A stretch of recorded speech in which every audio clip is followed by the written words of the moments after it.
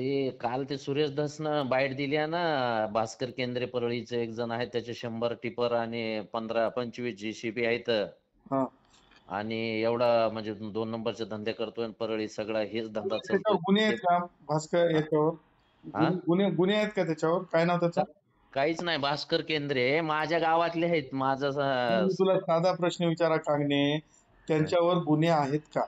नाही नाही नाही नाही. त्यांना कॉन्फरन्स कॉलवर घे. हा, 1 मिनिट चालू. हॅलो. हॅलो. हा सर, आपले वकील साहेब लाईनवर आहेत, सदावर्ते साहेब. ते बोला त्यांना. जी सर, भास्कर केंद्रे बोलतोय सर. हा भास्कर, काय काम करतो तू? सर मी हेड कॉन्स्टेबल आहे परळी शहर पोलीस स्टेशनला. हा, मग तुझ्यावर हे टिपर कोणते आहेत तुझ्याकडे?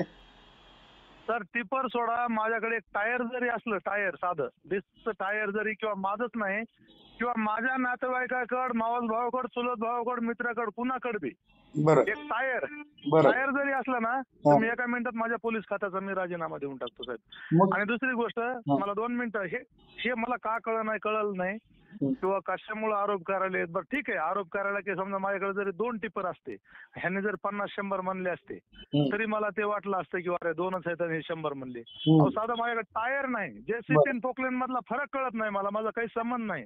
आणि हा विषय टोटल मीडिया सोडा, पूर्ण परळी शहरामध्ये कुणालाही पाठवून आमच्या गावाकडे कुणालाही विचारायचं.